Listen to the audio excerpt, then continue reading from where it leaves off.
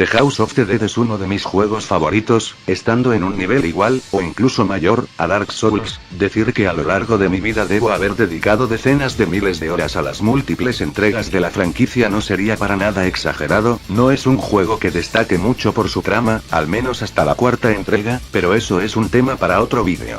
Lo que más destaca son los jefes, los del primero fueron una mierda, pero en general, los jefes en este juego suelen ser muy disfrutables, y lo suficientemente desafiantes como para que sientas que tu victoria se debe a tu habilidad y no a que te la estén regalando, así que hoy vamos a ver a los 10 mejores jefes de The House of the Dead.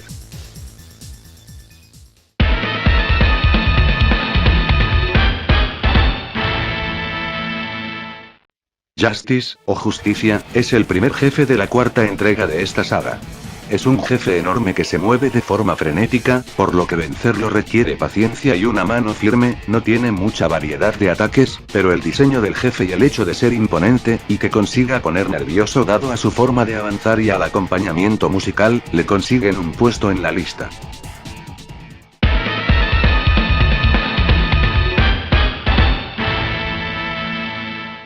Death, o Muerte, es el primer jefe de la tercera entrega, un enorme policía mutante con un mazo hecho de carne podrida de zombie que se mueve hacia ti de forma demente en ocasiones y que te persigue por todo el puto nivel, creando una tensión decente para ser el primer jefe, algo en lo que este juego destaca bastante. Su diseño no es muy elaborado, pero sigue siendo disfrutable.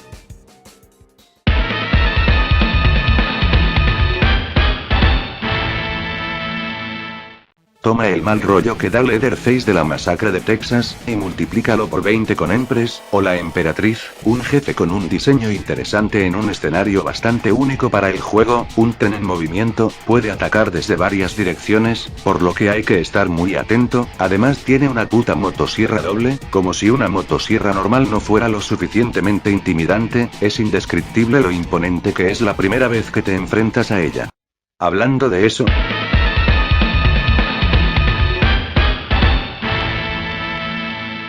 no hace falta tener una motosierra doble para ser intimidante. Strength, la fuerza, es un jefe de la segunda entrega, un sujeto enorme que se mueve hacia ti como un loco mientras carga una motosierra que es casi de su tamaño. La pelea se desarrolla en un laberinto, el cual Strength puede usar a su favor para emboscarte, ya sea desde arriba, o rompiendo la puta pared como si no fuera nada. Intimidante, frenético, y entretenido.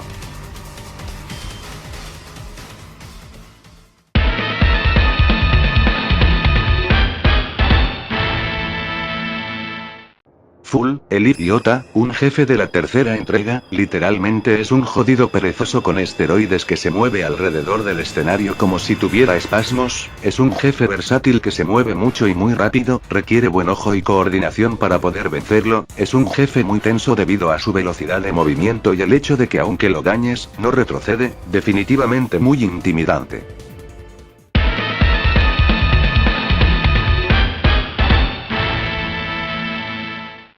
Si Samara te daba mal rollo, espera a que conozcas a su prima, la Screamer. Esta tipa literalmente es un horror de jefe, pero en el buen sentido. Puede desaparecer de tu campo de visión, invocar zombies para que la protejan, sus constantes gritos y su movimiento la vuelven bastante aterradora. Además, si se te acerca lo suficiente, es como si saliera por la pantalla para atacarte a ti, el jugador. Es un detalle genial y muy original, es lo más cercano que tiene la franquicia a un jefe que de miedo.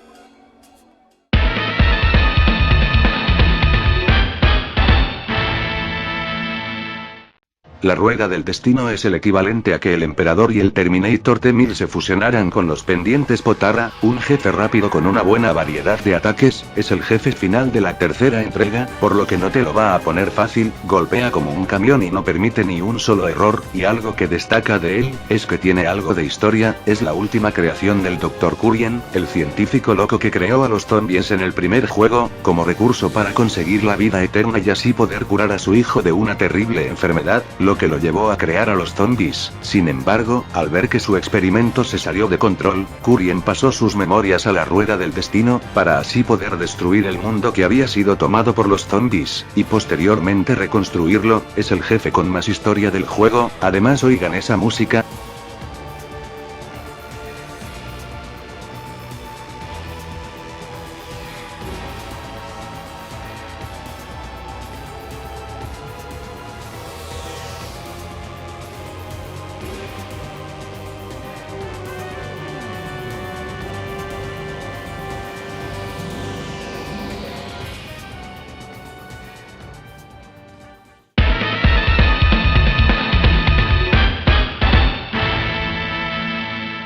Star, la estrella, es similar a la rueda del destino pero sin exagerar tanto, tiene una buena variedad de ataques y puede causar mucho daño, pero es balanceado, y compensa dicha ventaja con una velocidad de movimiento aceptable. Además, mientras más daño recibe, su modelo cambia, su capa se rasga, y su capucha se cae, da una sensación genuina de que la batalla progresa y es una verdadera prueba de fuerza, como Star dice al aparecer. Un dato curioso es que Star es un jefe tipo 0001, siendo que la rueda del destino es del tipo cuádruple 0, por lo que es posible que sea un prototipo, o una versión mejorada de la rueda del destino.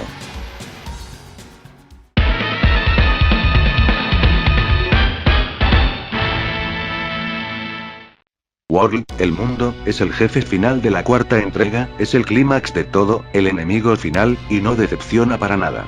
Resulta que el emperador no era la obra maestra de Goldman, en realidad, debajo del complejo de edificios, World yacía durmiente, gestándose.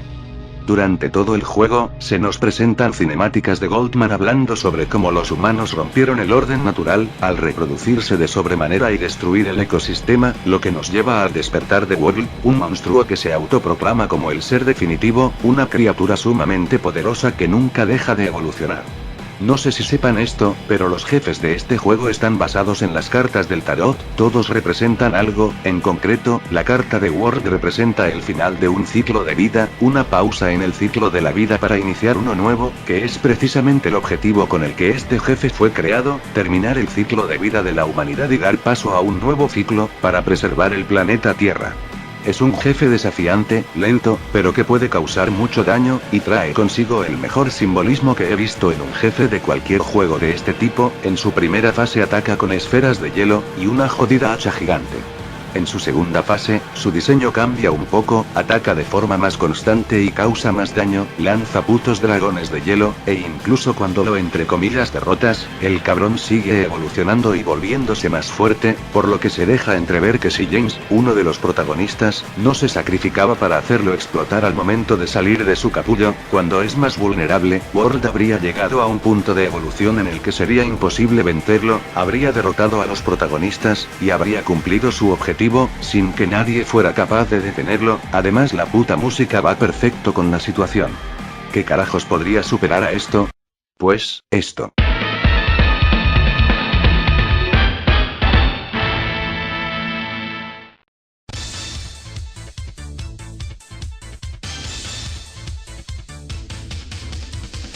Sí, Magi-san, el mago, el jefe final del primer juego, se queda con el primer puesto. Verlo regresar en la segunda entrega me trajo un montón de buenos recuerdos. Es un jefe poderoso, que puede atacar tanto a distancia como de cerca, se mueve tan jodidamente rápido que ni la cámara se puede equiparar a su velocidad, es el jefe más icónico de la saga, y en la versión extendida de la cuarta entrega se revela que tiene sentimientos, no es simplemente un arma de destrucción masiva que hace lo que le dictan sin chistar. Desde su primera aparición se muestra que él no sigue órdenes de nadie, es su propio jefe, es un ser que siente y piensa por sí mismo, un ser furioso que lleva soportando un gran dolor por mucho tiempo, y quiere venganza. Y esa música, Dios, la puta música, es la mejor de toda la saga.